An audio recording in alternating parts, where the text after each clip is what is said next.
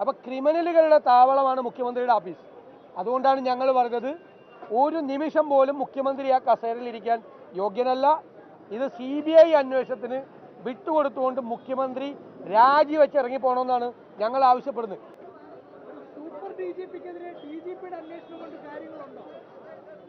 അല്ല, ഇത് കേരളത്തിലെ പോലീസ് അന്വേഷിക്കേണ്ട കാര്യമല്ല. കാരണം ആഭ്യന്തര വകുപ്പിൻ്റെ ചുമതലയുള്ള മുഖ്യമന്ത്രിയുടെ ഓഫീസാണ് ഇതിൻ്റെ കേന്ദ്രബിന്ദു. നിങ്ങൾക്കറിയാം, ഒന്നാം പിണറായി സർക്കാരിനെതിരായി മുഖ്യമന്ത്രിയുടെ ഓഫീസിനെതിരായി ഗുരുതരമായ ആരോപണം വന്നു. ഗുരുതരമായ ആരോപണം. അതിൻ്റെ പേരിൽ നിരവധി മാസക്കാലമാണ് മുഖ്യമന്ത്രിയുടെ പ്രിൻസിപ്പൽ സെക്രട്ടറി, സീനിയർ IAS ഉദ്യോഗസ്ഥൻ ജയിലിൽ കിടന്നു. ഇപ്പം രണ്ടാം പിണറായി സർക്കാരിനെതിരായിട്ട് ആ മുഖ്യമന്ത്രിയുടെ ഓഫീസിനെതിരായി ഞെട്ടിപ്പോകുന്ന ആരോപണങ്ങൾ വന്നിരിക്കുകയാണ്.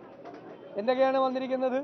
കൊലപാതകം, കൊള്ള, അഴിമതി, സ്വത്ത് സമ്പാദനം, സ്വർണം കള്ളക്കടത്ത്, സ്വർണം പൊട്ടിക്കൽ. ഒരു മുഖ്യമന്ത്രിയുടെ ഓഫീസാണ്. രാജ്യത്ത് തന്നെ അപമാനമായി നിൽക്കുകയാണ് കേരള സർക്കാർ. ഒരു മുഖ്യമന്ത്രിയുടെ ഓഫീസിന് നേരെയാണ് ഇത്രയും ആരോപണം. വീണ്ടും സ്വർണം പൊട്ടിക്കലും സ്വർണ്ണ കള്ളക്കടത്തും ഒക്കെ മുഖ്യമന്ത്രിയുടെ ഓഫീസ് കേന്ദ്രീകരിച്ച് ക്രമസമാധാനത്തിൻ്റെ ചുമതലയുള്ള ആൾ നടത്തിയിരുന്നു. അതിന് ഇപ്പോൾ അൻവറിൻ്റെ ആരോപണമാണല്ലോ വന്നത്, MLA-യുടെ ആരോപണം, ഭരണകക്ഷി. അതിന് പിന്തുണ കൊടുത്തത് മുഴുവൻ മുഖ്യമന്ത്രിയുടെ പൊളിറ്റിക്കൽ സെക്രട്ടറിയാണെന്ന് പറഞ്ഞിരിക്കുന്നു. മുഖ്യമന്ത്രിയുടെ പൊളിറ്റിക്കൽ സെക്രട്ടറി CPM നേതാവാണ്. മുഖ്യമന്ത്രി മുഴുവൻ ഉത്തരവാദിത്വം കൊടുത്തിരിക്കുന്ന ആളാണ്. അപ്പോൾ മുഖ്യമന്ത്രിക്ക് എങ്ങനെ ഈ ഉത്തരവാദിത്തത്തിൽ നിന്ന് ഒളിച്ചോടാൻ പറ്റും? ഈ അന്വേഷണം നടത്തേണ്ടത് CBI ആണ്. കാരണം it's only A tip of an iceberg. ഒരു മഞ്ഞുമലയുടെ അറ്റം മാത്രമാണ് പുറത്തു വന്നിരിക്കുന്നത്. ഇത് ചെറിയ കാര്യങ്ങൾ മാത്രമേ പുറത്തു വന്നിരിക്കുന്നത്.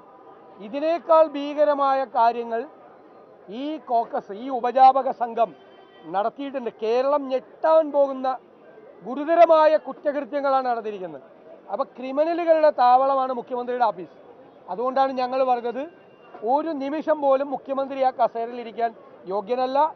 ഇത് CBI അന്വേഷണത്തിന് വിട്ടുകൊടുത്തുകൊണ്ട് മുഖ്യമന്ത്രി രാജിവെച്ച് ഇറങ്ങിപ്പോണമെന്നാണ് ഞങ്ങൾ ആവശ്യപ്പെടുന്നത്. ഇതിനേക്കാൾ വലിയ ആരോപണം ഒരു മുഖ്യമന്ത്രിക്ക് നേരിടാൻ എന്താ ഉള്ളത്? കേരളം ഭരിച്ച ഏതെങ്കിലും മുഖ്യമന്ത്രി ഇതുപോലെ ഒരു ആരോപണം നേരിട്ടിട്ടുണ്ടോ? ഇതുപോലെ നാണം കെട്ട ആരോപണം, സ്വർണ്ണക്കള്ളക്കടത്തും സ്വർണം പൊട്ടിക്കലും അതുമായി ബന്ധപ്പെട്ട തെളിവ് നശിപ്പിക്കുന്നതിന് വേണ്ടിയിട്ടുള്ള കൊലപാതകം ഉൾപ്പെടെ കാര്യങ്ങളാണ്. 2 കൊലപാതകങ്ങളാണ് ഇപ്പോൾ പുറത്തു വന്നിരിക്കുന്നത്. 2 കൊലപാതകങ്ങൾ. സ്വർണ്ണക്കള്ളക്കടത്തുമായി ബന്ധപ്പെട്ട 2 കേസിൽ തെളിവ് നശിപ്പിക്കുന്നതിന് വേണ്ടി 2 കൊലപാതകങ്ങൾ ഈ മുഖ്യമന്ത്രിയുടെ ഓഫീസ് ആസൂത്രണം ചെയ്തു എന്നാ പറഞ്ഞിരിക്കുന്നത്. ഇതിനേക്കാൾ ഇന്ത്യയിലെ ഏത് മുഖ്യമന്ത്രിക്കെതിരായി ഇത്രയും ഗുരുതരമായ ആരോപണം വന്നിട്ടുണ്ട്?